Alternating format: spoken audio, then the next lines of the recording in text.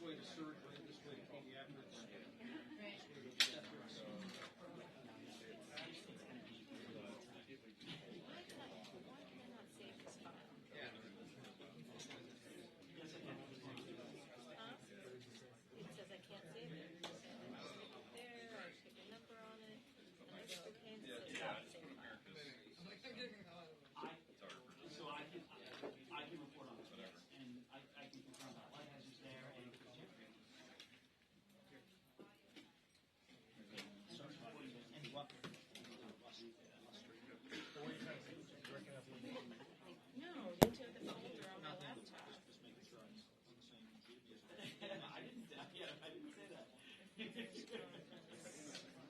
Oh, she's going to get she's on that?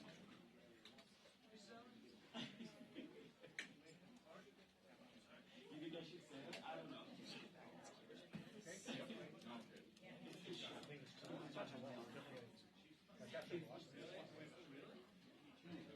I would copy and paste this section.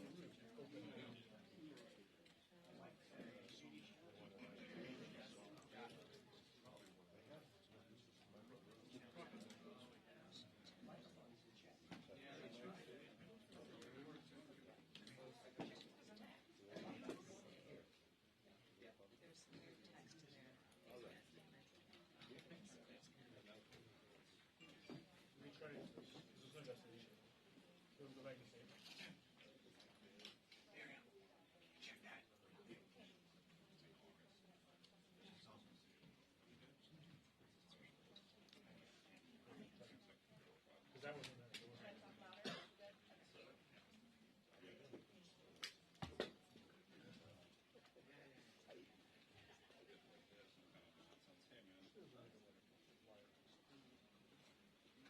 Yeah, I do, Stu. In fact, the Mexican president is saying there is an agreement now between the three countries, again, on this changed USMCA. He did say that there's going to be a signing in Mexico City. This is something that we reported yesterday on your show.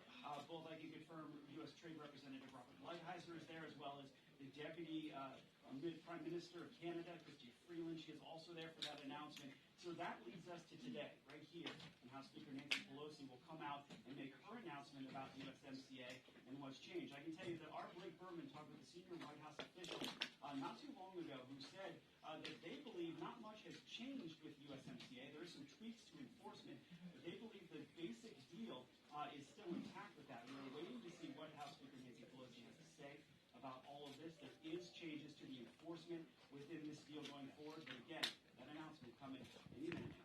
Thank you.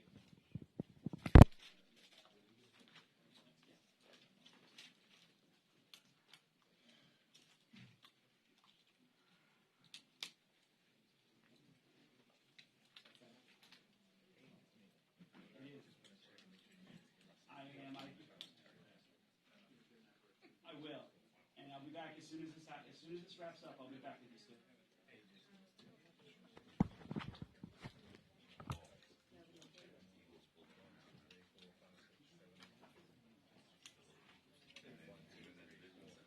I mean, if you need to keep pontificating, I can do that. I can do that email.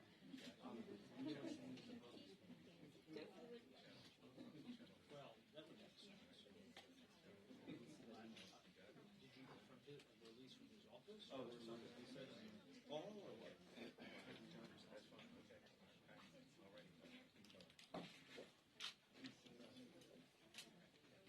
All right. What do you need?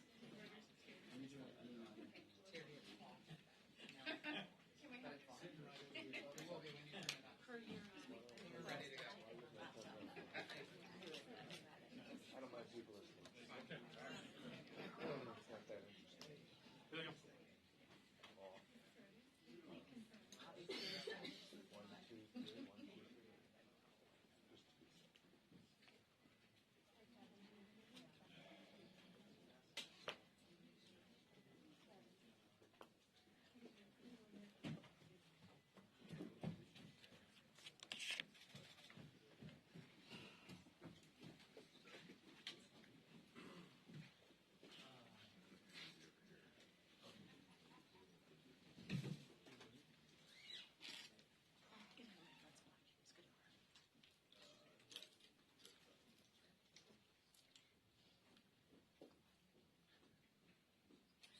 you're taking pictures, please just make sure it does not flash and do not stand up in the middle if your boss chooses to leave. Thank you.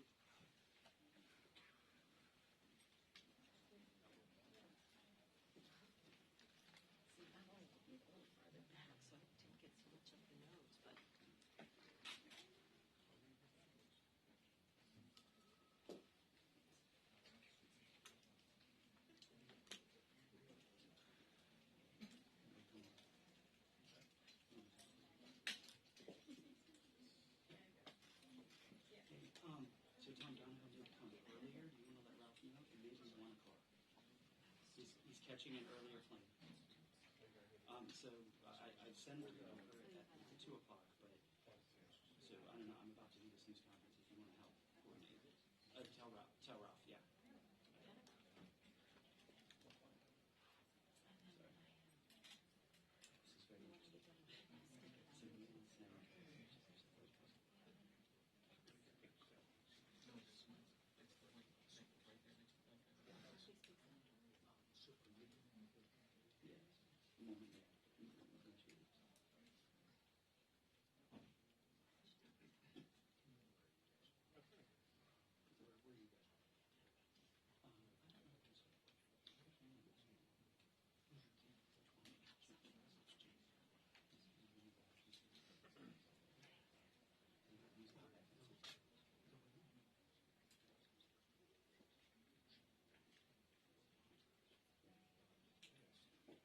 Just a quick reminder, all staff photographers, if you could remember to keep your flashes off. Also, everyone, please silence your cell phones.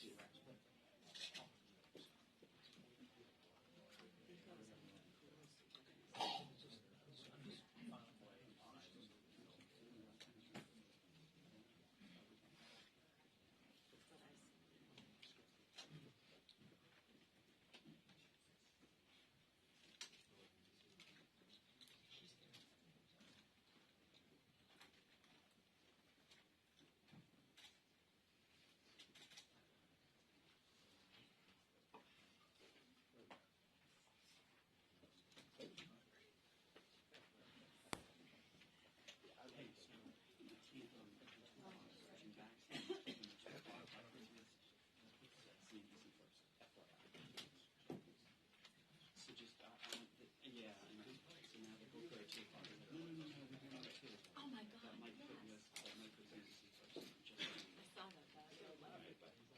I'm like, you can't afford to break anything.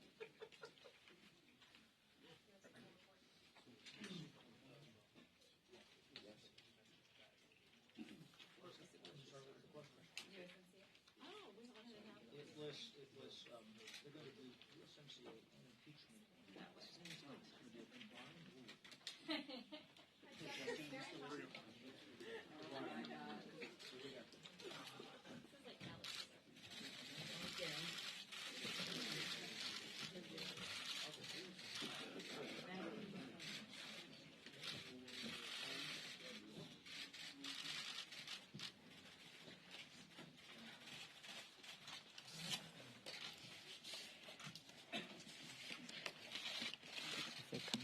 Where are my 8 people now? We actually got 8. 8. 1, 2. Rosie can't come because she has 2 hearings, but she was very sad that she couldn't. 1, 2, 3. Okay, Rich. Okay. You got the 8. Yes, he did. Good morning, everyone. This is a day we've all been working to and working for on the path to yes. We were in range for a while, but until we could cross a certain threshold of enforcement for our workers' rights, for environment, and for the prescription drug issue, as you know, they were 3 of the areas that we had put out there.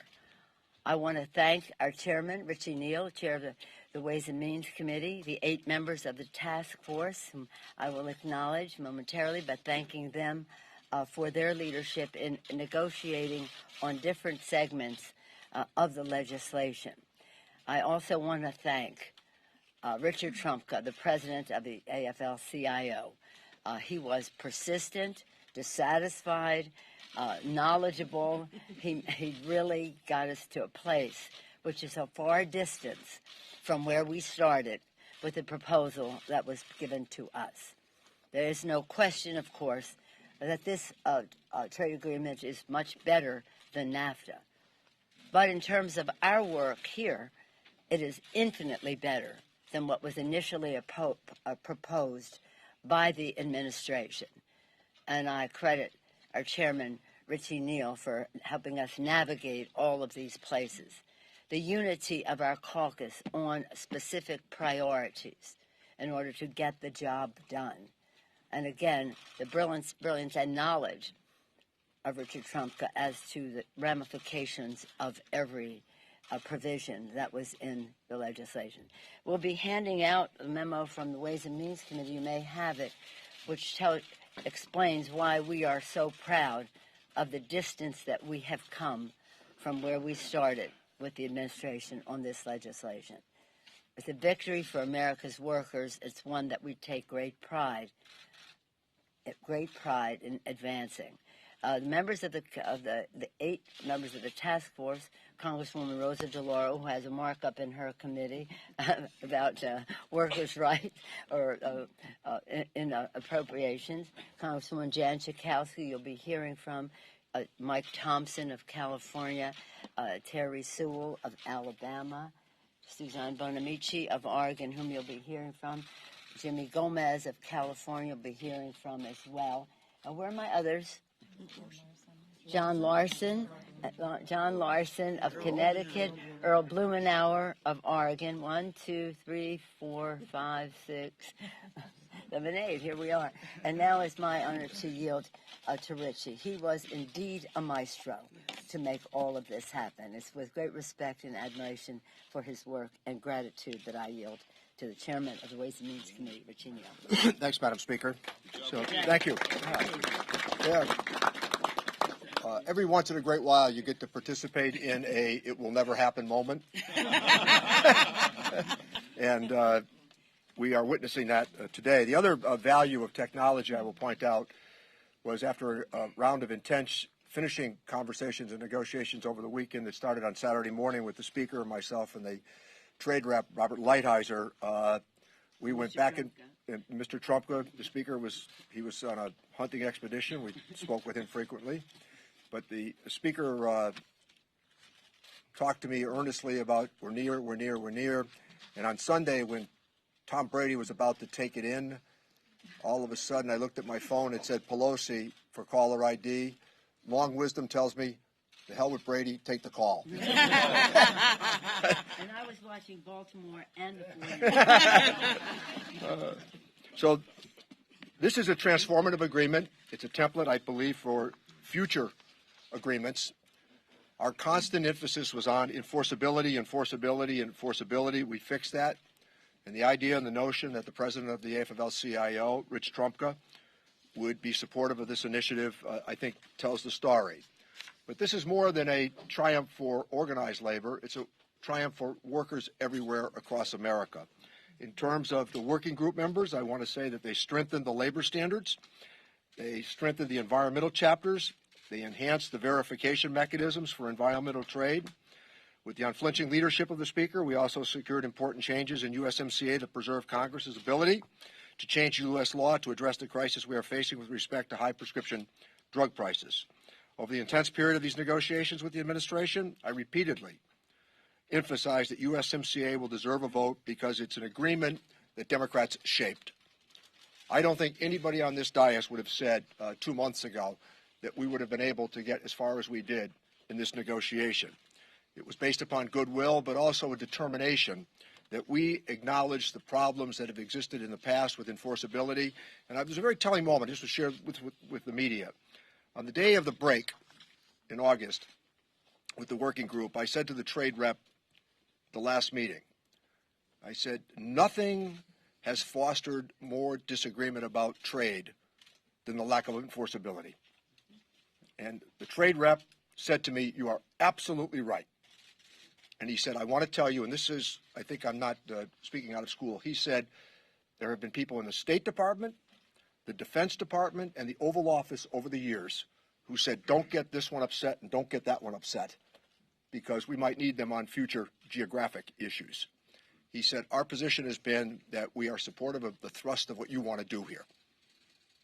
And I think that the initiative that we offered, his position, I think the offering that we have in front of us today is indicative of the goodwill. But some of the members on this task force, and including the chairman of the subcommittee, Mr. Blumenauer, what a job they did. These were intense, argumentative, angry negotiations. I mean, this got really hot on a number of occasions.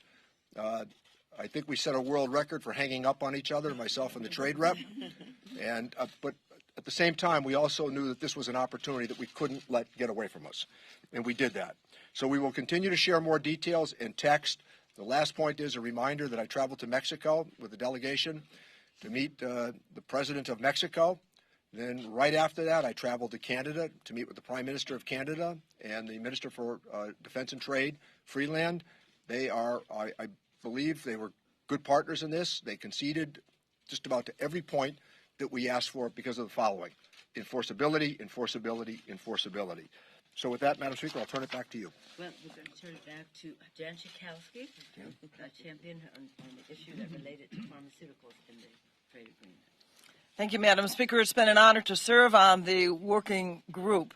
The Trump administration sent us a deeply flawed trade deal that, among other things, would have raised the price of pharmaceuticals across North America by locking in high drug prices and expanding big pharma's monopoly. Over the past 6 months, my Democratic colleagues and I on the working group, we worked for a deal that helps America's patients, workers, and all consumers. We now have a new and improved renegotiated NAFTA that prevents Big Pharma from raising the price of prescription drugs across the United States, Mexico, and Canada. First, we eliminated provisions that undermine Congress's ability to change domestic policy that lead to high drug prices. The Trump administration tried to tuck into to tuck in big corporate gifts to Big Pharma in the USMCA, 10 years of market exclusivity for biologics. Though we currently have in the United States 12 years of exclusivity in the United States, this trade bill would have tied Congress's hands and prevented us from enacting legislation. I have a bill that would actually lower the exclusivity period. But that provision is now out of the trade deal. It is gone. And because of our current prescription drug pricing crisis, many Americans actually would go to Canada and to Mexico to get lower cost drugs. This would have raised the cost across the hemisphere. And this deal would have caused prices of prescription drugs in those countries to skyrocket. On the first day of our negotiation, I told the U.S. Trade Representative Lighthizer that the biologic exclusivity provisions needed to be removed, and now they are gone. The Trump administration also tried to gift Big Pharma with increased protection for secondary patents and evergreening, changing a little bit of a drug in order to get a new and extended patent, and those provisions are gone. Finally, the Trump administration also tried to prioritize brand name drugs and include barriers to market entry of generic drugs. And we have now revised those provisions to ensure generic competition and to improve access and affordability to medicines for people across North America. Lots of people to thank. We had an amazing staff on the committee and in our offices. I want to thank Congressman Blumenauer. He and I were working on the pharmaceutical piece. I also want to thank organized labor, Rich Trumka. They made that the drug provisions would be an important part of this legislation. So we have fixed the USMCA for America's patients, consumers throughout the hemisphere. Thank you. Jim Gomez did a remarkable job on the enforcement mechanisms. Jim? First, let me thank the Speaker and the Chairman for trusting a red shirt freshman to be on this working group. I always looked at this issue as very important because I come from labor. I work for the American Federation of State, County, and Municipal Employees, Nurses Union in California. So I've learned and I understood the seriousness of any trade agreements. When it comes to this one, we were asked to really work on the labor and the enforcement parts of the agreement. We look at it as a three-legged stool. One, the labor rules within the agreement. Two, monitoring. And three is enforcement. When it comes to the rules, if you have squishy language, then it's hard to understand if there's any violation of that agreement. So we tightened up the language to make it stronger and more enforceable. Then two, you have to have monitoring of any violations on the ground. So we actually created some monitoring mechanisms to assess Mexico's progress in implementing its labor reforms and complying with the rules that we laid out in writing. And three, if there's no consequences to a violation that we discover through monitoring of those rules, then the agreement is not worth what the paper it's written on. So we created an enhanced labor-specific enforcement mechanism that will support and ensure that violation of the agreement standards will have real-world consequences. These provisions go to the objective that the Speaker laid out, the caucus laid out at the beginning of this negotiating process. I want to make very clear that this is no longer NAFTA light. This is a new trade agreement that the working group and the Democrats have achieved with consultation, of course, with our partners. It is something that, when you look at it, that's never been included. Parts that we negotiated have never been included in any trade agreement ever in the history of this country, ever. And that means that we're going to have more confidence that this is actually going to benefit the American workers, and it's going to create a more level playing field between Mexico, the United States, and Canada. I think this is a big win. This is no longer NAFTA light, and to an extent where we have to, Mexico and Canada have to open up the agreement again and sign off on it again. But I want to just say that I learned from some of the best staffers. We have great staff up here who have really provided the guidance and the expertise, the stakeholders. The Speaker is a master legislator, and I think without her, Chairman Neal, and us, Chairman Blumenauer, we would not be here today. Thank you so much. Susan Bonamici, who managed the environmental side. Thank you so much. 4 years ago today, President Obama signed the Every Student Succeeds Act to replace No Child Left Behind with better policy, something that a lot of people said would never get done. Well, here we are today, and the reason it happens is because of strong leadership, and when we fight hard for the American people, we can get something done. And we are here today to say thank you to Speaker Pelosi, thank you to Chairman Neal, and thank you to the work group who did work and fight hard for better provisions. And I can say unequivocally, this is significantly better than NAFTA, and importantly, a new trade agreement setting high standards that is significantly better than the USMCA that came to us in the work group.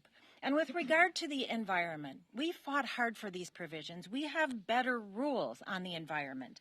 Importantly, we have enhanced monitoring so we know when violations happen.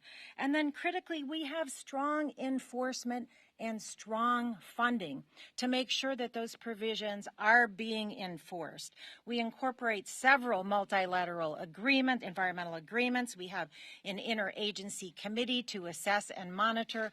This is going to be the best trade agreement for the environment, and that is because of the hard work of the Speaker, the hard work of Chairman Neal, and the hard work of the work group and all the stakeholders who fought hard. So thank you all for being here today on this critical day, and look forward to continuing till we get this over the finish line. Thank you. Thank you. Thank you all very much for your hard work and of the Gang of Eight and the Trade Subcommittee and the rest.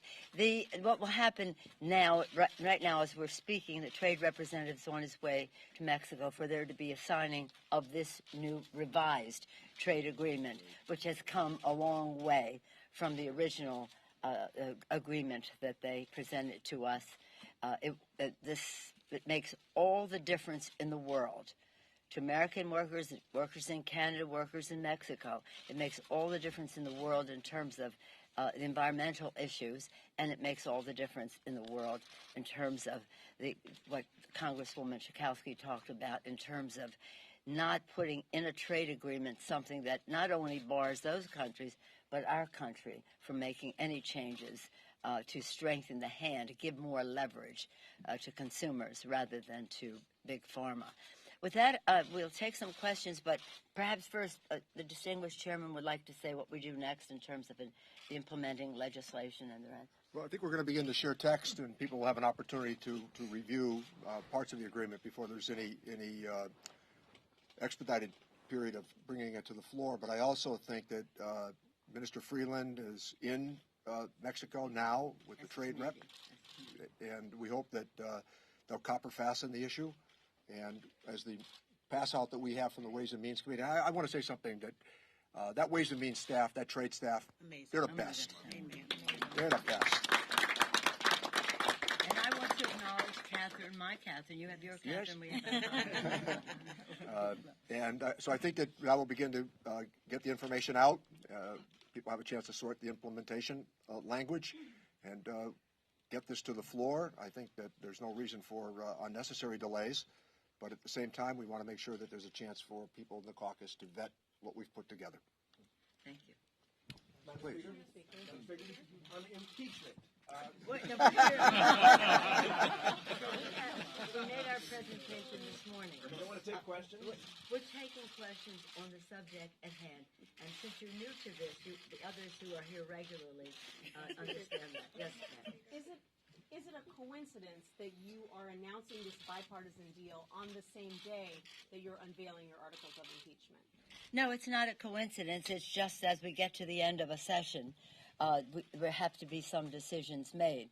The timetable for impeachment is the timetable of the committees, and that came to an end with the hearing yesterday.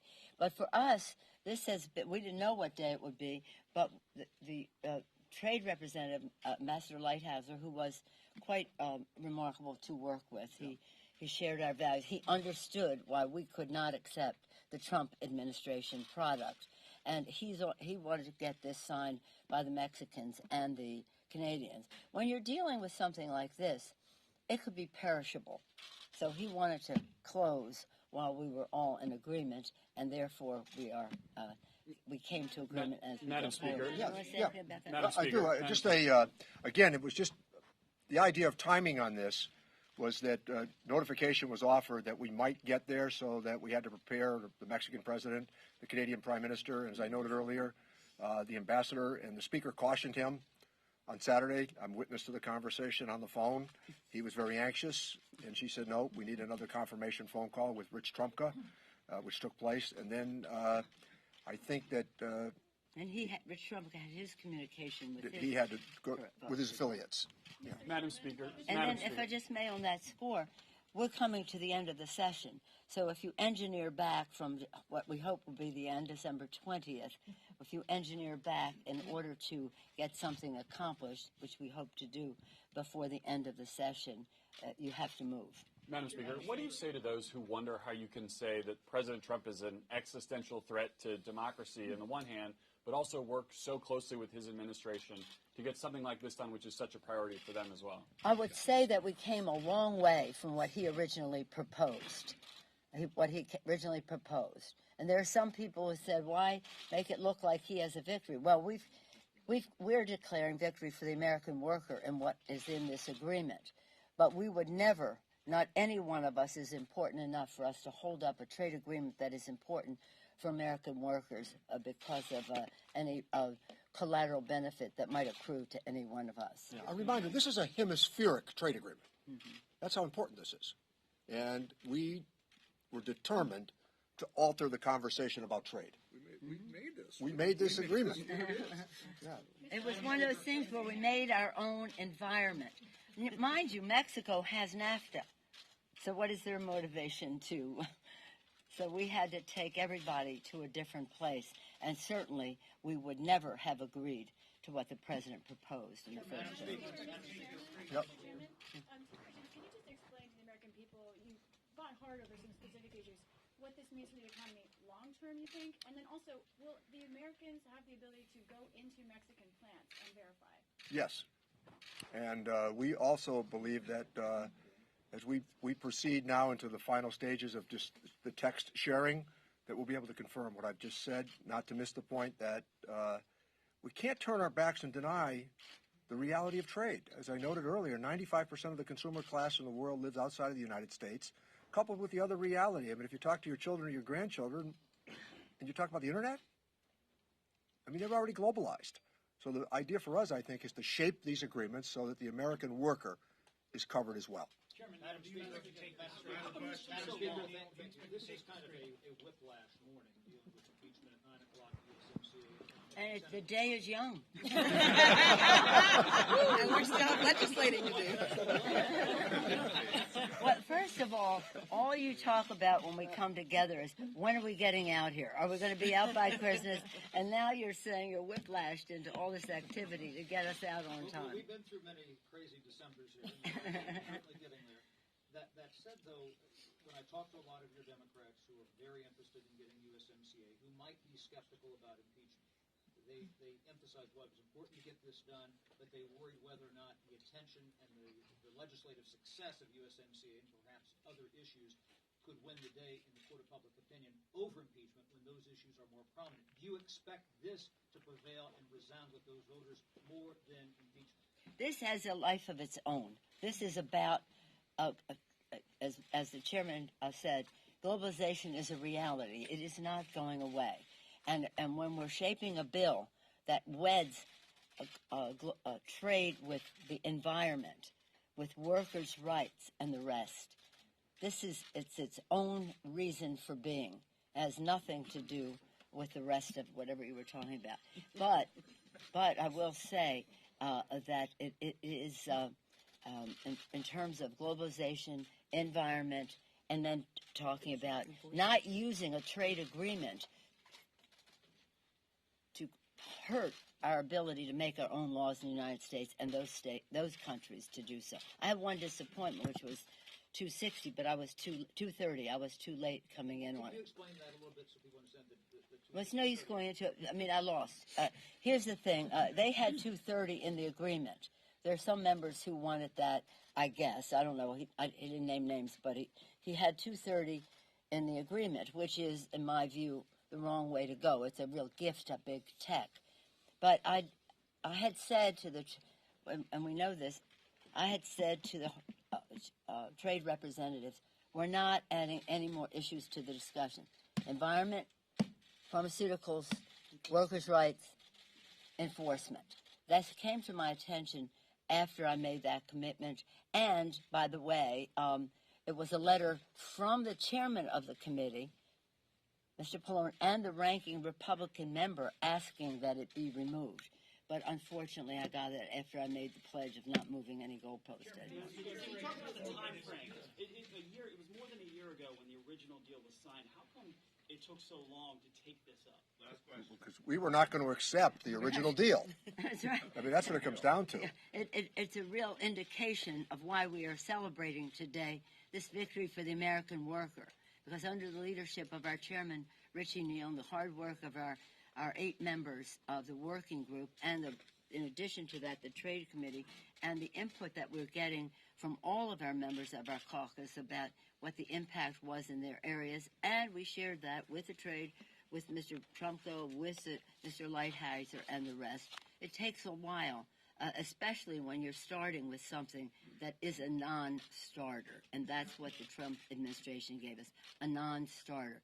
So if you want to talk about the time, just understand the change that was necessary in that and had to be made in the agreement, the treaty, not just what we would do in our implementing legislation, which is our own discussion, but what we had to have with the Canadians and the Mexicans. Actually, I found it to be relatively short. Perhaps you haven't been around here when we have had major battles on trade. Remember NAFTA 1? Oh my God, that was something so intense, heated, and long. This was really quite easy compared to that. And as the chairman said, this can be, what we wanted was not only to inch our way to a place that we wanted to take it to another place where it could be a template for future trade agreements, that a standard was set in terms of workers and how we respect our own legislative process here, as well as how we say that whatever you want to say, there is a direct connection between trade and the environment. You cannot separate them. Thank you. Thank you. Thank you.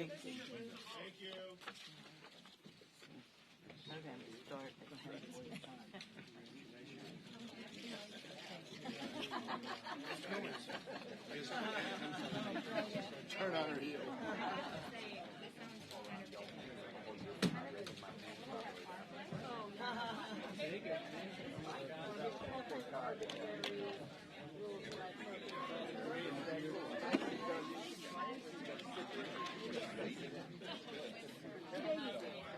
1098-7654-321, House Radio TV 1 2 3 4 5 6 7 8 9 10. 1098-7654-321, 1 2 1 2 3 4 5 6 7 8 9 10. 1098-7654-321, 1098-7654-321. Everybody good? Any minute. Literally. You good?